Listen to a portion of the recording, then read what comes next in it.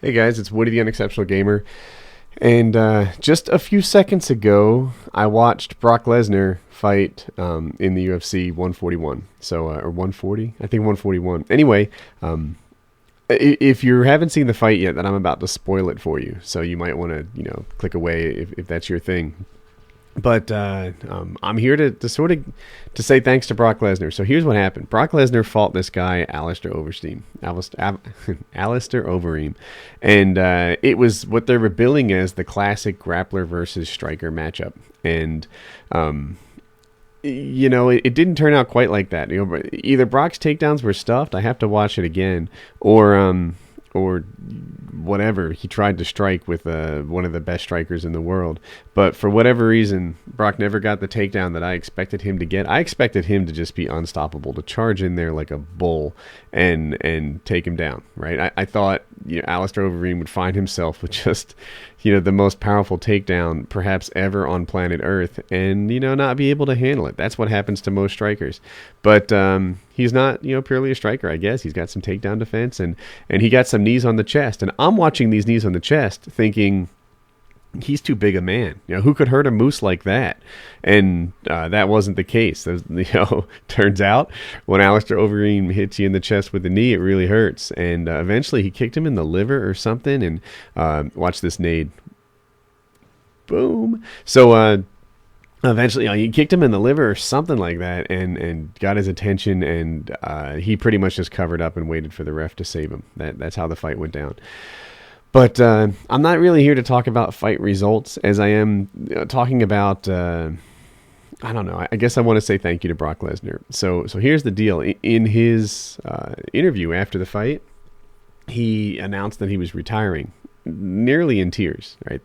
That's kind of how I saw it. It looked like he was fighting back his emotions because it's incredibly emotional to get into a fight. I wonder, how many guys listening have been into like real fist fights, and in my experience, at least certainly in my childhood experience, it doesn't change that much when you get older. It's almost not so much about the pain of a punch, which really doesn't hurt very much at all, as it is about, I don't know, the fact that somebody doesn't like you enough to punch you. Like that's kind of a big deal. And even at the UFC level, that can be a big deal. And the other part of it is this. When they lose a fight, it's not just like, a game. It's not just a match to them. It's their livelihood. It's their sense of self-worth. It's, I don't know, who they are. And that's why it's an extra big deal. I remember, I almost hate to bring this up, Wings of Redemption lost 1v1 to Syndicate on Bog, right? So, things happen, right? It didn't go his way that night. And a lot of guys had this idea, like, Wings, it's just a game. Don't let it bug you. But it's not just a game, right? Like a big part of what goes on in your mind when you do this for a living, when it's your profession, is, it's your ability to put bread on the table. It's your, it impacts, what you think of yourself, right? Like part of his identity was being good at Call of Duty, and it makes it extra tough to lose. The same sort of thing that goes through a guy like Brock Lesnar's head. Brock, what was he lost his last 2 in a row, or maybe 1 in a row? Yeah. And it's I think it was 2 in a row. Sorry, worst commentary ever. But I kind of get the spot that he was coming from. He was coming from this position where like everything about who he is, who he was just taken away, was just bested, was just minimized. Brock Lesnar's a guy who considers himself, watch this guy's line of sight. I never even see him. Wait for it. No, sorry. That was a longer delay than I expected, but I never did see him.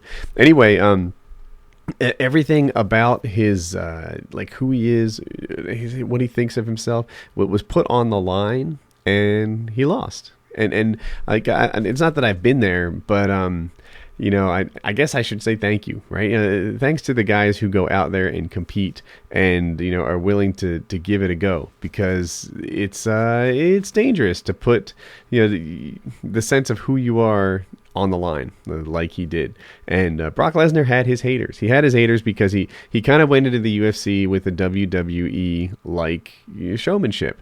But in retrospect, I kind of feel like Brock was right to do it. You know, he went in there and said, like, yeah, you guys aren't supporting me, this and that, and did the bad guy role in UFC. And but on the other hand, like when I think of Brock Lesnar, I have a level of interest and excitement in Brock that was greater than his record. You know, what did he do? He beat Frank Mir. Frank Mir's a great fighter, but you know, he's not really competing for the number one spot right now.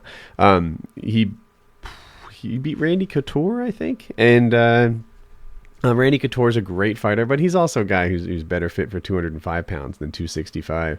And you know, so that's like I have more interest in Brock Lesnar than I would have you know, if he wasn't running his mouth like he did. So maybe he was right. You know, he was a bigger draw than he otherwise would have been. And we had never seen it in the UFC before, so it was an even bigger deal than it might have been previously. Watch me be a team player right here. So the other thing about haters is, you know, you get haters by doing something, right? You know, it is easy to sit in your room and not gather any attention and never collect a hater. That's how that goes. Everyone who aspires to be something great is going to collect a hater. That's anyone in the public eye, right? Like, say what you will about Barack Obama's health plan, you know, but he's out there trying to make it so that Americans have better access to health care. I don't think anyone denies that was his motivation. You know, his motivation in this thing was to you know, to get people to, I don't know, have better access to doctors than they did before, to fulfill that campaign pledge. And he got hate from all over the world. It was like a new level of hate that you never saw before. And regardless of how you think the plan worked out, it was about, you know, someone trying to do something is someone who's going to gather hate. That's the way that goes. And that's what happened with Brock Lesnar too. You know, he was trying to push the limits. He was trying to do something new. I'm sound whoring people here.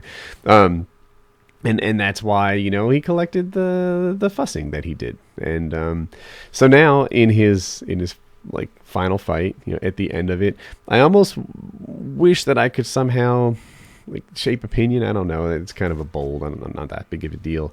But you know, if I could put the word out that you know, like, it's probably nicer to appreciate what Brock did. It's probably nicer, you know, rather than say, you're a loser, you were never really that special, you're not so hot. Like, no. This is a guy who battled through medical issues, who really wasn't a loser, who really was pretty hot. This is a guy who, you know, put on a show and put himself on the line. And, you know, you're a vulnerable guy when you're in a spot like that.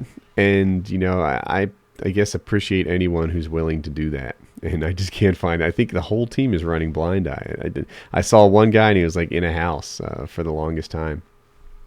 So I guess I'll wrap up the commentary by saying, Brock Lesnar, I'm not your hater. You know, I see what you did there. I see, you know, you've lived a life in the public eye. You're not a normal guy. And for that, I appreciate you. You know, you look, I died while I was doing that. You put yourself out there, you put on a show, you tried to do, you did something actually. I mean, you've lived a pretty successful life, and you know, congratulations to you on your career. You get a finish in the UFC 5-3, but you're a former heavyweight world champion. This is nothing to be you know, to be minimized. It's really a big deal, and you know, bumps in the road or whatever, people are going to point at it and say, you know, that you weren't the best to have ever lived. And while that might be true, screw that line of thinking. You know, you were the best you'd ever live. And you were certainly in that top 0.1% in terms of, you know, being great at what you do. So anyway, congratulations, even on your loss, but, you know, congratulations on having the courage to go out there and do something brilliant. And, you know, the UFC's a little bit less interesting now that you're gone. And, you know, I mean that as a compliment. You know, that's how I see it. So thank you for the show, and you know, good luck to you on the next phase of your life, even though you'll never see this. And for the people out there, you know, who spectate guys like this, you know, I hope you see it in the same way, that Yeah, Brock, you the man. Congratulations on having the courage to go out there and be somebody. All right, if you enjoyed this video, you can click on subscribe in the top right. 2 other videos you may have missed. The top one is Painkiller Already, episode 78. And it was really hard to get up. It was like 17 hours worth of work, but that's not your problem. What you need to know is that I got it all done, and there it is. You can click on the top one and check it out if you're interested. The bottom one is a Skyrim highlight. It's from the live stream, and I thought it was funny, so I put it up there. A surprise video on the right, links in the description, and have a good day.